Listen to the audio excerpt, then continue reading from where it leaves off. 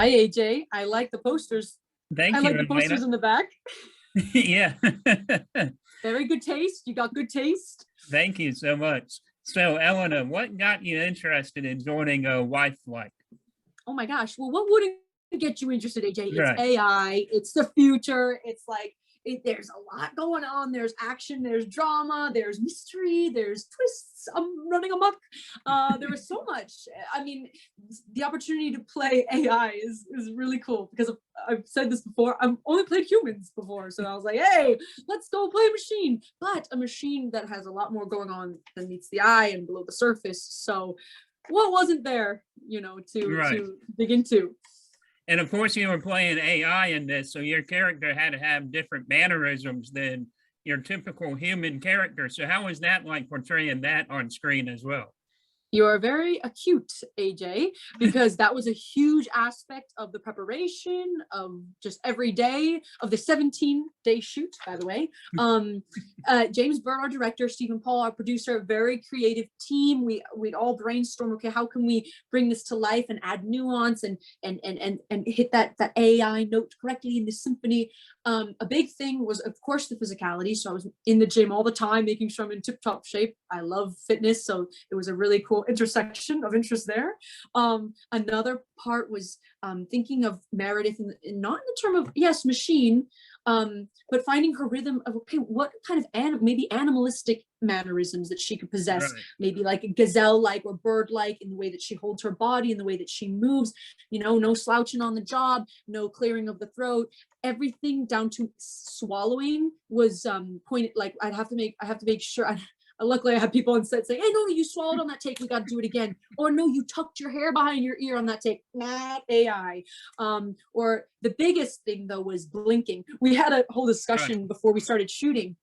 Um, uh, James, Steven, and I, we were like, okay, the blinking. Let's discuss. What are we gonna do? Because many different films have done it differently, and we were like, at one point, we were like, does she not blink at all?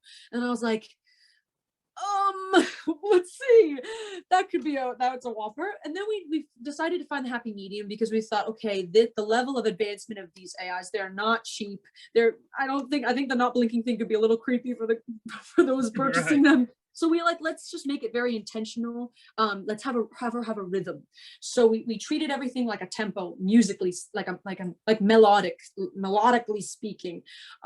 So a rhythm in the way I walk, a rhythm in the way that I even sit in whatever action that I did, a rhythm in my speech, much like there's a rhythm with Siri, much like there's a rhythm with all, we kind of like just absorbed everything and made our own creation out of it, which I'm hoping works on the screen.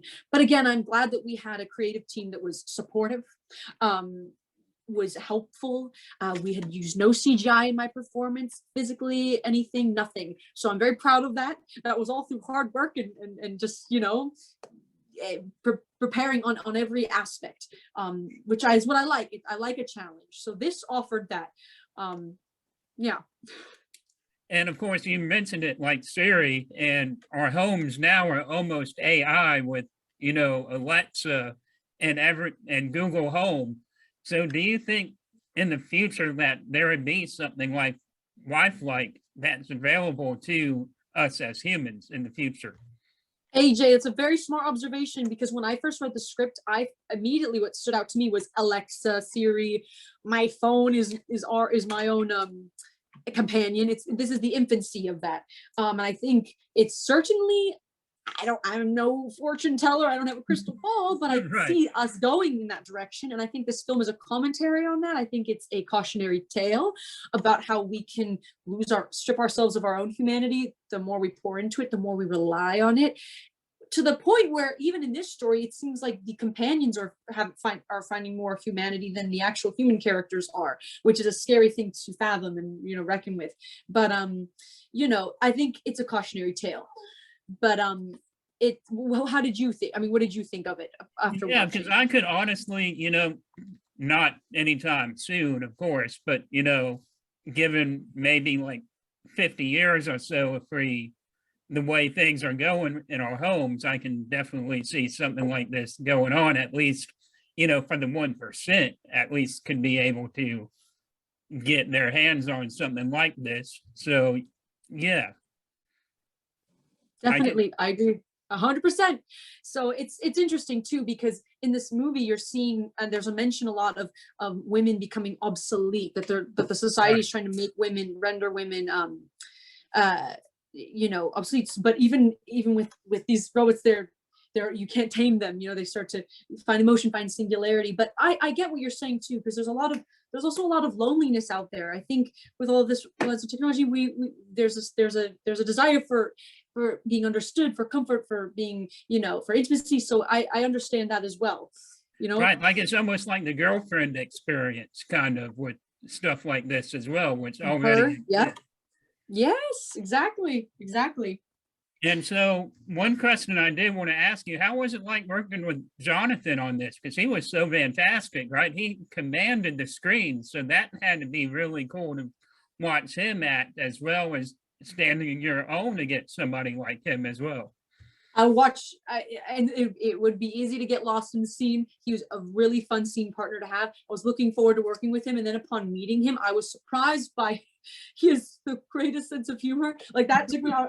I know he's a very talented actor, but his sense of humor, the joke, the levity that he brings to the set was so welcome and a delight to have, because it's heavy material. There's a lot of stuff going on. So it was great to have his presence and his spirit, and he helped me a lot. Which I'm very grateful to him. In every scene, he always was looking out for me and making sure I was comfortable, and was so respectful. So it was a total joy to have him. So what are you looking forward to the most of Wifelike getting ready to come out? I'm excited for everybody to see it. We shot this in December, over 17 days in the pouring rain in Vancouver, AJ. Oh, wow.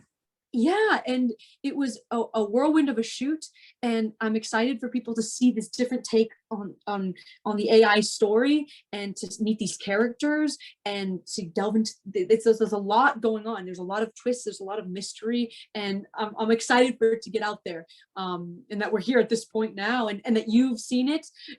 Were there any particular favorite scenes, or anything other things that stood out to you? Gosh.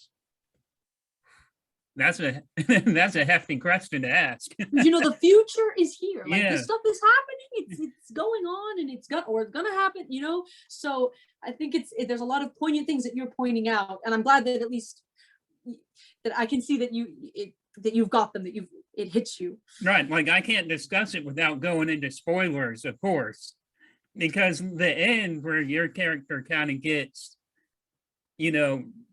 self-aware, that's a pretty huge scene, and probably one of my favorites as well. Yes, because it's that whole there's a power struggle that's always at play. Is what's going to win? Ownership, identity, ego. What? Also, there's a resistance, right? There are people working trying to help her. There are also people working against her. There's sabotage. There's help. There's a lot of different things. External forces, some that are helpful, some that aren't.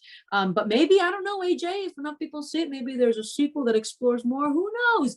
We gotta get people to watch it. You gotta get all your friends to check it out, because it's fun. And I think there's a lot more. There's more that it could go. There's a lot more that it could explore, and that is also questions that are still left hanging at the end. Well, Elena, what's next for you after this? Well, I know that you are really into horror, AJ. I have Children of the Corn, Stephen King reimagining coming out. We shot this in 2020, and I'm super excited for that to come out and for people to see it. I want to know what you think of it too, once it's out. I'm in Greece right now. I just finished shooting My Big Fat Greek Wedding 3, so we've got totally different genres, which was such a joy, because I'm a very proud Greek girl, and to be here in Greece. It's quite surreal. I'm still coming down from it, because we just wrapped, and now here we are talking. So there's a lot coming, and I'm excited to hear what you think. Yeah, I'm excited for the Children in the Corn reimagining, because I've been waiting for that one. It feels like since 2019, when it was like first announced or something like that. Yeah. You have you have a favorite Stephen King story? Do you have any favorites? Yeah, It is probably one of my favorite books by him. I mean, I know that's the go-to for a lot of people, but the it takes you on a journey if you read the book, because it is. Mhm. Guys, I got more nightmares from reading the book than I did watching the movie. Yeah, it's interesting. I think that this one's going to surprise you. I think this one has a lot of surprises in store. And the other thing too is we shot this during like the height of COVID when everything was locked down. So, Right. and we were in the middle of nowhere outside Sydney shooting this with an awesome Australian crew. So it's and in this like ginormous cornfield that they grew. So I'm excited for you to see what's in store there. Well, Elena, I hope to talk to you then again. So I'll definitely look forward to it. And congratulations on Wifelike, and thank you so much for joining us today. It's been really Thank you, fun. AJ. You're so sweet. I thank you for your kind words, and I hope we get to talk together again soon. I do too, Elena. Thank you.